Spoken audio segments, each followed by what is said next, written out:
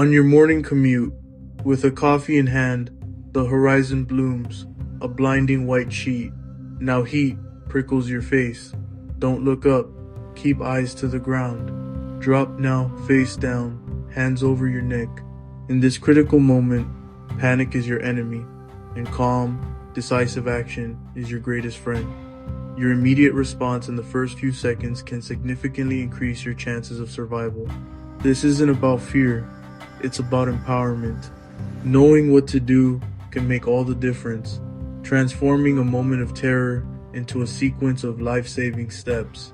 The very first thing you must do, without a moment's hesitation, is protect yourself from the blast itself. If you are outside and see that impossibly bright flash, do not look toward it. The intense light can cause temporary or even permanent blindness. Immediately drop to the ground, lying flat on your stomach, lying face down, hands covering neck and head. Tuck your hands under your body. Use your hands to cover the back of your head and neck. If you have a bag, pull it over you. If you have a jacket, pull it over you. This simple action helps shield you from the initial heat wave and protects you from flying debris that will follow with the shock wave. It makes you a smaller target for the immense forces unleashed by the explosion. If you are indoors, your immediate action is similar, but with a slight variation. Do not run to the window to see what is happening. That is the most dangerous place to be. Move away from mirrors and large furniture that could topple. Drop to the floor away from windows.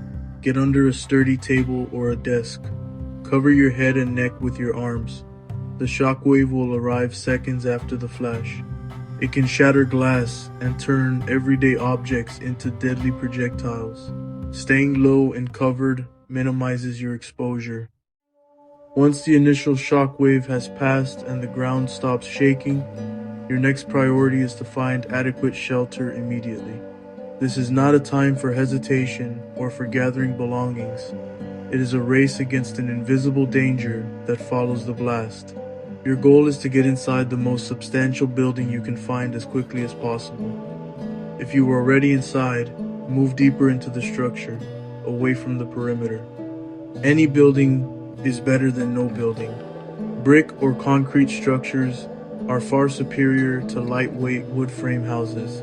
The more mass and density between you and the outside world, the safer you will be from the next threat. When you get inside, your primary objective is to put as much distance and as many barriers as possible between you and the outdoors. Move directly to the center of the building. Avoid rooms with exterior walls. Stay far away from all windows and doors.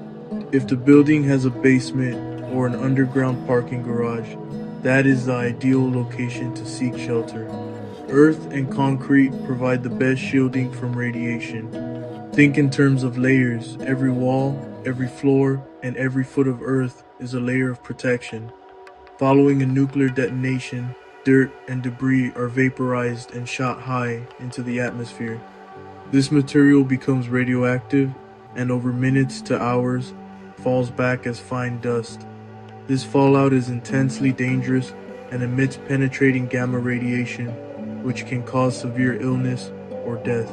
Being outdoors when the fallout begins to arrive is extremely hazardous. Getting inside a robust structure is the single most important action you can take. Once you have reached the safest spot, the basement or a central, windowless room, you must stay put. The danger is not over simply because you are inside. You are now in a waiting game, and patience is a virtue that will save your life.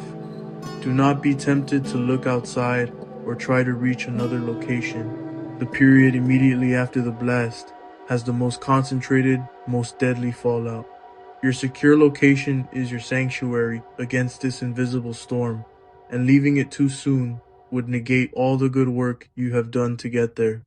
Now that you have found the safest possible shelter, the next step is to minimize the amount of radioactive material you may have brought inside with you. If you were outside for any period after the explosion, your clothing, skin, and hair may carry fallout. Removing this contamination is critical. Begin by carefully removing the outer layer of your clothing without vigorous shaking. Place contaminated clothing in a plastic bag seal it tightly, then double bag if possible, and move it as far from people as you can. Removing your outer clothing can eliminate up to 90% of the radioactive material you may be carrying. After clothes are sealed away, wash your skin and hair. Use running water and soap to gently wash your entire body. Pay special attention to your hair. Do not scrub aggressively or use harsh brushes. Let water and soap do the work of rinsing contaminants away. If running water is not available, use a wet cloth, towelettes, or hand sanitizer to wipe down all exposed skin. Help others, especially children or those who are injured. Keep contaminated items and people separate from clean areas until they have been decontaminated. Once washed or wiped down, put on clean clothes from a drawer or closet. This entire decontamination procedure, removing clothes, sealing them, and washing your body, is your personal line of defense against the lingering threat of radiation, protecting you from the inside out while you remain in your shelter. Breathe. You've taken the right steps. You are sheltered.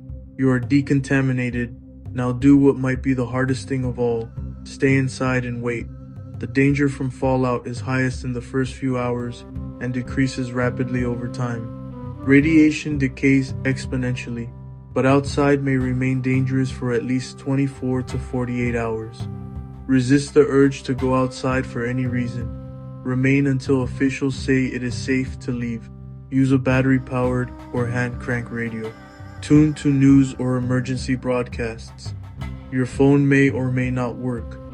Conserve battery and check only verified government websites or social media. Do not trust rumors. Turn off fans, air conditioners, and forced air systems. If you have duct tape and plastic, seal cracks around doors, windows, and vents to keep fine radioactive dust out. Authorities will advise on radiation levels, evacuation routes, and when it's safe to move. Conserve your supplies. You should have an emergency kit with non-perishable food and, most importantly, water. Ration carefully. You may need several days. Potassium iodide tablets should only be taken if instructed by public health officials.